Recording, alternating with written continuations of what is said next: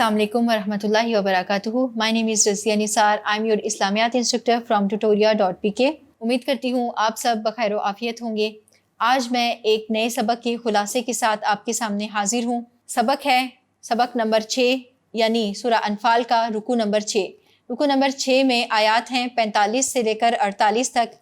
आइए इनका खुलासा मुलाहिज़ा करते हैं। आयात 45, 46 और 47 में अल्लाह ताला मोमिनीन को कुछ हदायत फरमा रहे हैं, कुछ नसीहतें की जा रही हैं उन मुजाहिदीन को जो मैदान जंग में कुफार से मुकाबला करते हैं। इसमें पहली हदायत है कि साबित कदम रहो।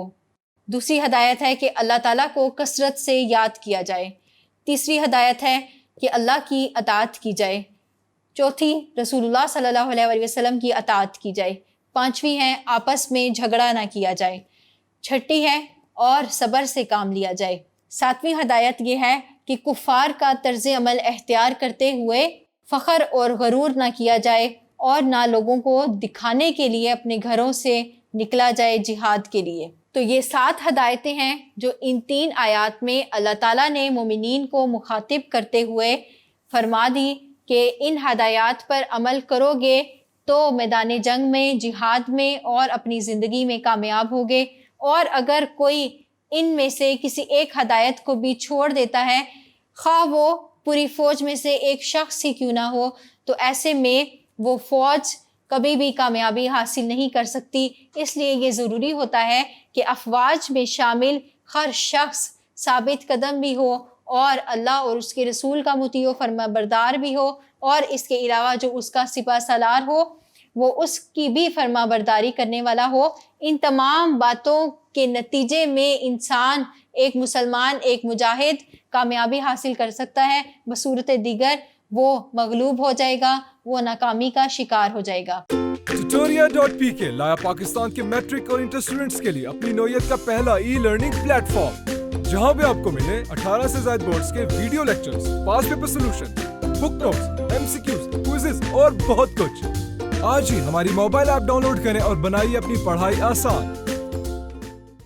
फिर आयत नंबर 48 में अल्लाह ताला शैतान का किरदार बयान कर रहे हैं कि शैतान ने उस दिन किस तरह से कुफार को उनके अमाल को मुज़य्यन करके दिखाया। शैतान बनी कनाना के सरदार सराका बिन मालिक की शक्ल में अपने चीलों को लेकर कुरैश मक्का का जो लश्कर था उसमें जाके शामिल हो गया।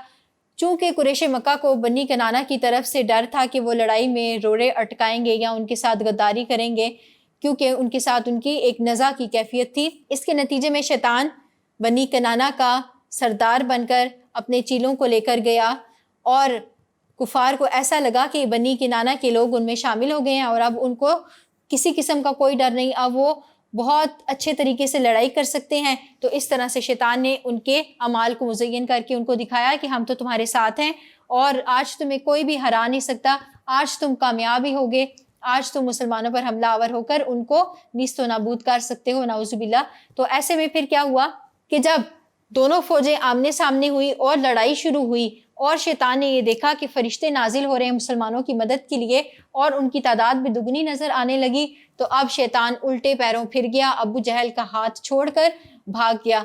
अबू जहल के पूछने पर कहने लगा कि मैं वो सब देखता हूँ जो तुम नहीं देख सकते और मुझे अल्लाह के अजाब से डर लगता है और वो बड़ा शदीद अजाब देने वाला है। और ये कहते हुए वो अपने लश्कर को वहाँ से लेकर भाग गया और इस तरह से कुफार नीस्तो नाबूद हुए और मगलूबियत का शिकार हो गए। तो इस तरह से अल्लाह ताला ने इस आयत में शैतान के किरदार को भी वाज़े किया है कि किस तरह से वो पहले काफिरों का साथ देता है और उसके बाद जब वो मुसलमानों को, मोमिनों को गालिब आते देखता है, अल्लाह की मदद को आते देखता है, तो फिर मैदान छोड़कर भाग जाता है। इसके साथ ही रुकू नंबर 6 का खुलासा मुकम्मल हुआ।